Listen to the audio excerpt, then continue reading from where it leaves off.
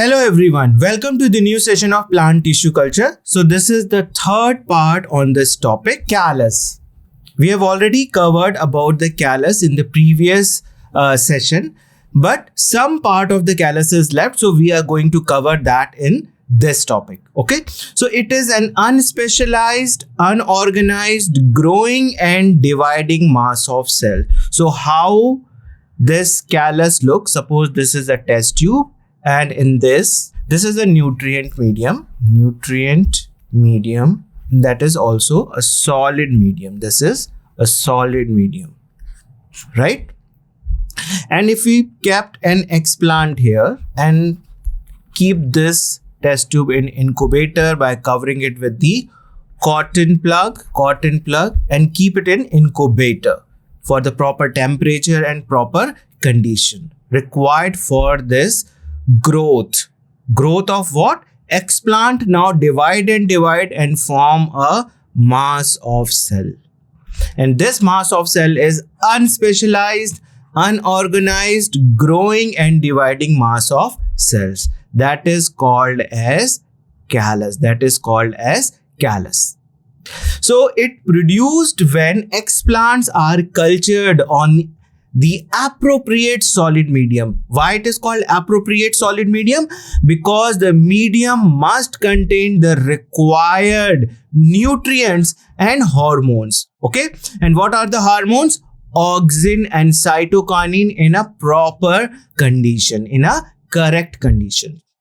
Normally 2,4-D are used as an auxin in this laboratory. During the callus formation, there is some degree of de-differentiation both in the morphology and metabolism, resulting in the ability to photosynthesis. Okay, so there is a degree of de-differentiation and that could be, we can see both in morphology and metabolism aspect. And the resulting, that particular callus lose the ability to photosynthesis. Okay, so they cannot do the process of photosynthesis at this time. So what are the principal procedure for the callus culture? We must follow the principle or the procedure for the callus culture, right? So there are 3 criteria for the callus culture. What are that? Maintain the aseptic condition, aseptic preparation of the plant material. Whatever the plant material we are taking, suppose we are taking the leaf, then we should make it aseptic. That is, no microbe should be attached to the surface of that explant, right? Selection of suitable nutrient medium. We must take a proper nutrient medium that contain all the required nutrient for the growth of the explants to the callus form. Okay, and also the required hormones like auxin and cytokinin in a proper or the correct proportion, right? Third is incubation of the culture under controlled physical condition. So this particular step is very, very important because we are going to incubate our culture medium in correct or controlled physical condition, right? Aseptic preparation of the plant material. How we are going to prepare our plant material. Okay, that is also known as surface sterilization. Washed with running water. First of all, take that explant and wash it in the running water, right? Or keep it at 3 hours overnight. If you don't want to wash it in the running water, then you can keep it 3 hours overnight, that explant material, right? 1% Bavestein treatment, 70% alcohol, 1% sodium hypochlorite, 0.1% mercury chloride, and again washed with the sterile distilled water. After following so many steps, we have to remove all these chemicals from the surface of the explant. So for that you require sterile distilled water. Wash it thoroughly with that sterile distilled water so that all these chemicals should not attach to the surface of the explant. Then why we are using this? We are using this because these chemicals help to kill the microbes that are attached to the surface of explant, and we can prevent the contamination of our culture medium, right? Selection of the suitable nutrient medium. So for that we required auxin and cytokinin in proper proportion, 10:1 or to the 100:1, that induces roots. Proper, that is auxin and cytokinin proportion. 1:10 and 1:100 induces shoot system. Intermediate ratios around 1:1 favors the callus growth. When they are present in 1:1 nutrient medium, then we are having the callus growth. Agar, solidified or the semi-solid nutrient medium are used. So for the preparation of semi-solid or the solid nutrient medium, we required agar. This agar we obtain from the red alga, that is Gelidium and Gracilaria.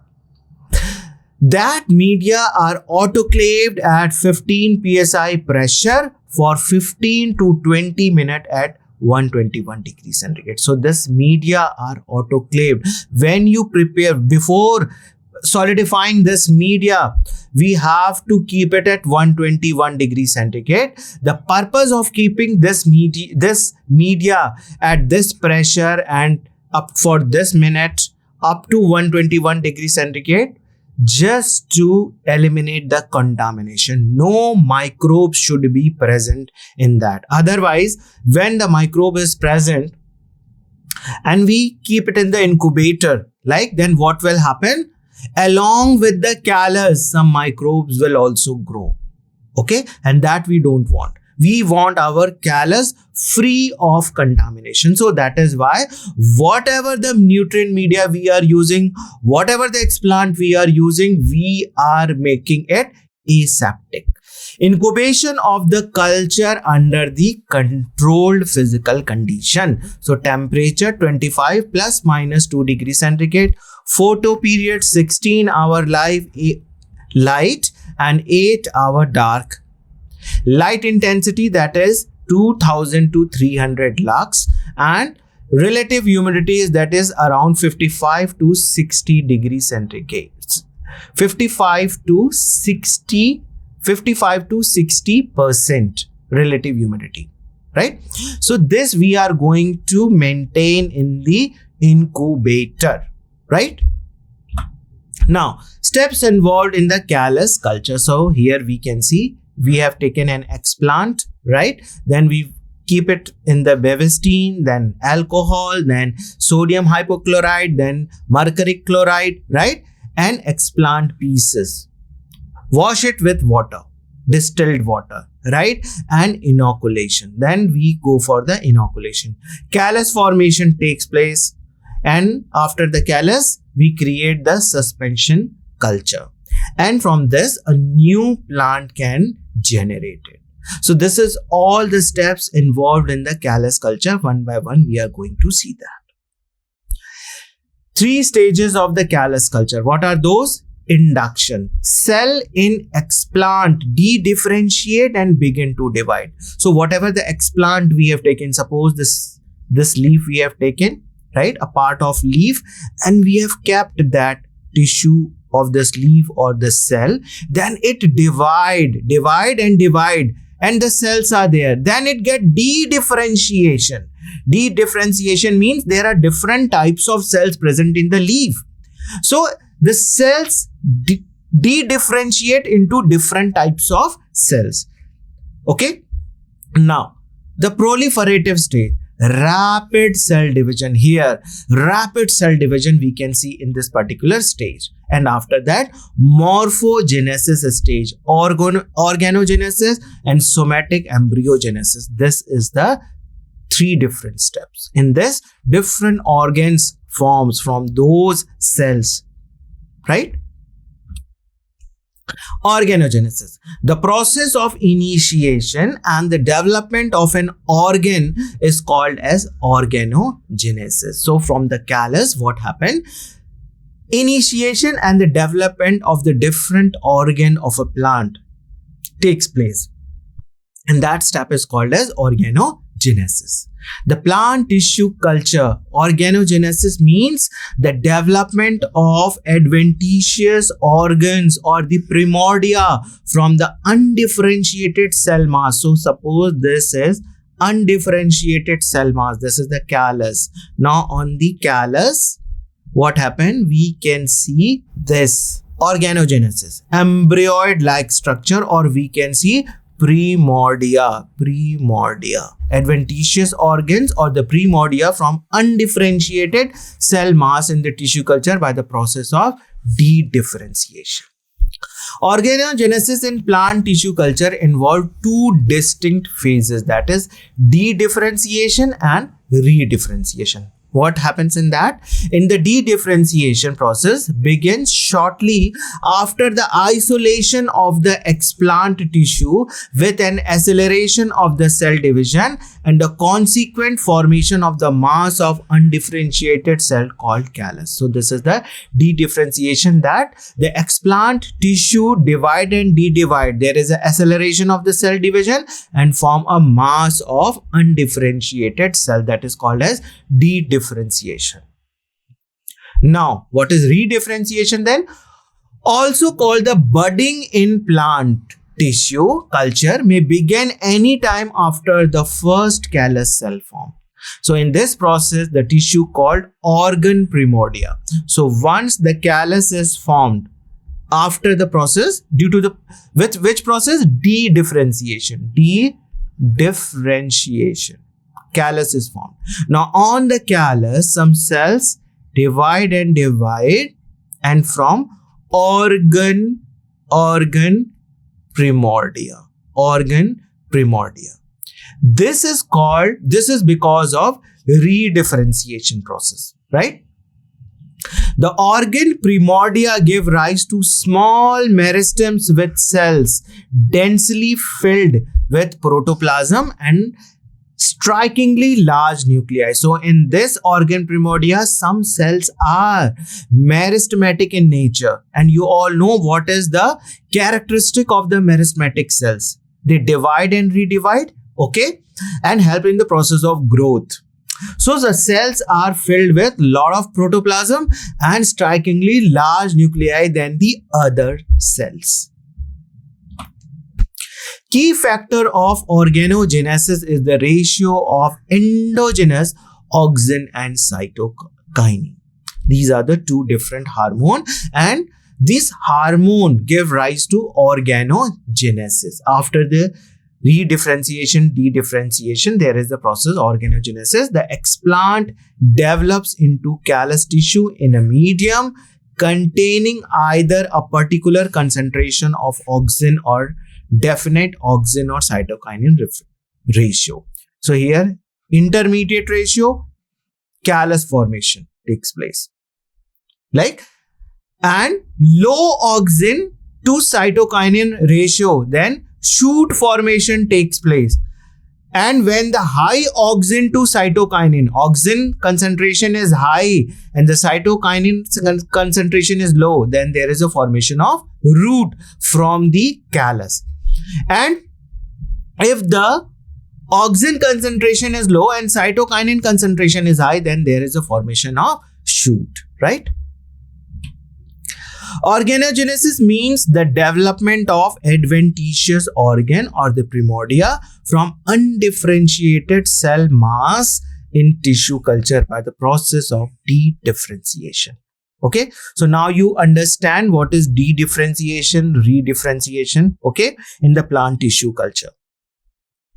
So this is the process of organogenesis. Explant we have taken. Now callus formation takes place when we keep this explant in the nutrient medium and we provide the proper in vitro conditions. So meristemoids means some meristematic tissue develops in the primordia, growth primordia, and that give rise to shoot bud, either or root primordia, okay, depending upon the auxin and cytokinin ratio. Factors affecting the organogenesis. So what are the factors that affect the organogenesis process? So in callus tissue, the changes of the chromosome structure or number such as aneuploidy and polyploidy. Okay, so this is the change in the chromosome structure or the number that affect the callus in the tissue. Such chromosomal changes or the aberration may lead to the loss of totipotency of the cell. Now you know what is totipotency. There are some cells that can form all the other types of cells present in the plant. Okay, one particular type of cell can form all the other types of cells present in the plant, and from one cell only whole organ formation takes place. In the last session we have discussed about it. So when there is a chromosomal change or the genetic material change, the totipotency of the cell get lost, because the totipotency of the cell is controlled by the genetic material present in the cell. And if the chromosomal aberration is there, that is numerical change of the chromosome is there, then the totipotency of the cell get affected, right? So at the early stage of the culture, the callus tissue exhibit a maximum number of the diploid cells. So this happen in the culture that in the callus tissue, the number of the chromosome get altered, right? And that affect the organogenesis process. Genetic or a physiological change. Eventually, at later stages of the culture, the cells of the callus tissue become mixiploid due to the alteration of the chromosome number, and organogenesis could not be induced in such a callus tissue. Okay, so organogenesis is also affected by the loss of the totipotency, and organogenesis is also get affected by the formation of mixiploid. So occasionally rooting occur, but the shoot bud does not get developed. So this is the effect on the genetic or the physiological change.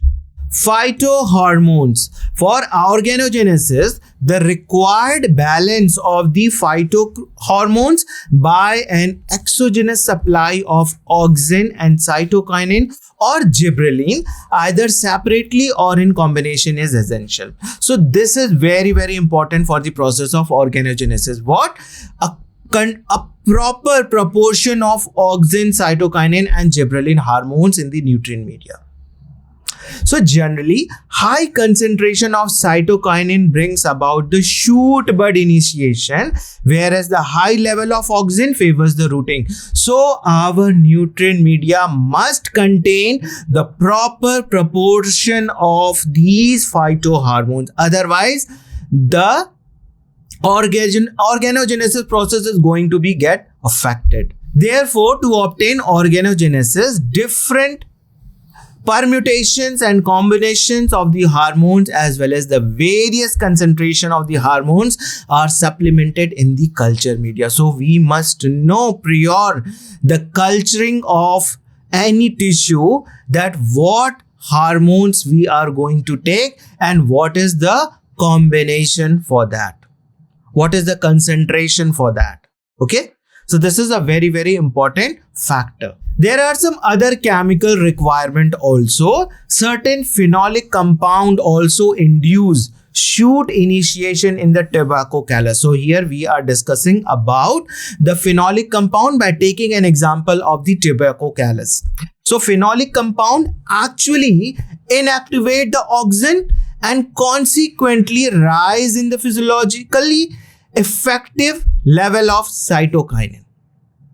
Okay, so this phenolic compound when present, they inactivate the auxin present in it and activate the effect of cytokinin. So what it's doing, it is initiating the shoot buds formation. because when the cytokinin level is high, shoot bud formation takes place. So these phenolic, actually this auxin and cytokinin, when we prepare the nutrient media, we put both in a proper proportion. But initially we want that shoot buds develop first. So this phenolic compound initially suppresses or inactivate the effect of auxin and activate the effect or the level of cytokinin and bringing the initiation of the shoot bud formation. The use of auxin inhibitor or the auxin antagonist via the culture media also causes the induction of the shoot buds. Addition of adenine in the culture media also induce shoot bud in the callus tissue. Okay, so if we do not want to phenolic compound, we do not want to put the phenolic compound, then we can add adenine in it. Chelating agents like 1,3-diamino 2-hydroxypropane tetraacetic acid initiate shoot bud in the haploid tobacco culture. Abscisic acid in place of cytokine is also induces shoot bud formation in root tuber tissue of the sweet potato and stem tuber tissue of potato. So if we take an example of the tuber tissue of the sweet potato, if we put the abscisic acid, okay, in place of cytokinin, then also it induces the shoot bud formation. We require some of the enzyme in the nutrient media. Peroxidase. One of the most important functions of the peroxidase is involvement in the metabolism of auxin. So we require this peroxidase for the metabolism of auxin.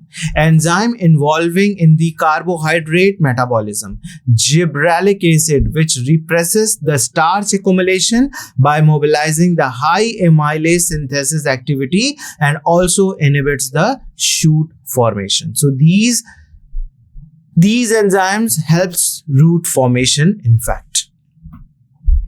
Embedden-Merhoff parents pathway and pentose phosphate pathway enzyme, namely phosphoglucose isomerase, aldolase, pyruvate kinase, glucose 6-phosphate dehydrogenase enzyme, 6-phosphogluconate dehydrogenase, etc. are involved in the shoot formation. So our nutrient media must contain all these enzymes. Okay, so this is all about the nutrient media. What are the factors that are going to affect the nutrient media? Okay, now somatic embryogenesis. This is also one of the very important topics. The process of formation of an embryo is called embryogenesis.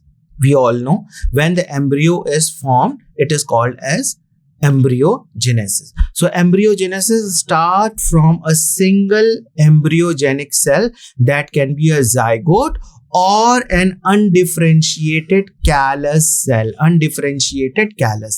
So here we can see a cell divide and form the clump of cells.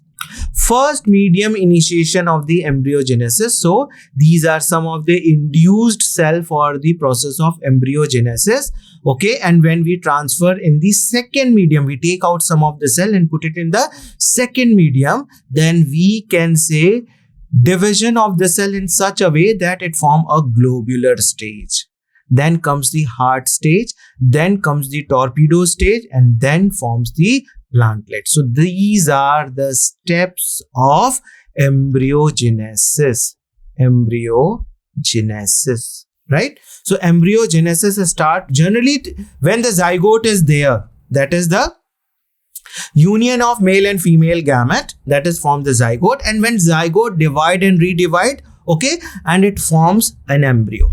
But what about in the form of in the callus cells? The callus cell divide and redivide and form the embryo-like structure. So that is why this is called as somatic embryo, because this callus, this particular cell from the callus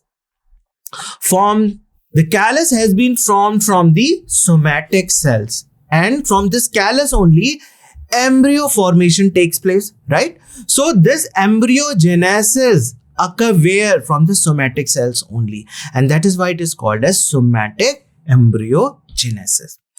Embryos developing from the zygote are called as zygotic embryos, while those derived from the somatic cells are called as somatic embryos. Suppose you have taken a cell from the leaf and kept in the nutrient medium. Callus has been formed from that cell, and later we can see small embryo forming on the callus surface. So that embryo is somatic embryos. Okay, so in plant tissue culture, the developmental pathway of the numerous well-organized small embryoid resembling the zygotic embryos from the embryogenic potential of the somatic plant cell of the callus tissue or cell of suspension, the culture is known as somatic embryogenesis. So either we can have a callus tissue or cell of suspension culture. So both can give rise to the somatic embryo, okay, by the process of somatic embryogenesis. Embryoid is small, well-organized structure comparable to the sexual embryo. If we compare the somatic embryo with the sexual embryo or the zygotic embryo, right?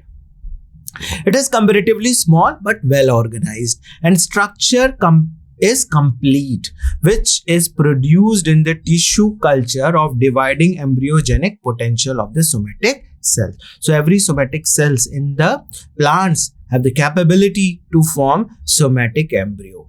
Zygotic and somatic embryo share the same gross pattern of the development. So here we can see the somatic embryogenesis. Callus. So these callus has been formed from the somatic cell. Somatic cell. Okay. We have taken suppose leaf cell. Leaves cell. Right. So this is the callus. Then it formed the globular stage. Then it formed the heart or the torpedo stage. Then it formed the plantlet. And then it follows the regeneration process to form the whole plant. And if you see the zygotic embryo, right, we can see the zygote here, then it forms the globular stage, heart torpedo stage, cotyledon formation, okay, then it undergoes the expansion, maturation, desiccation, dormancy, and when it give rise to goes for the germination and growth, it give rise to a new plantlet. So these steps in the case of zygotic embryogenesis and somatic embryogenesis is same. Both the types of embryos develops as a passing through the atypical developmental stage, right? And what are those developmental stage?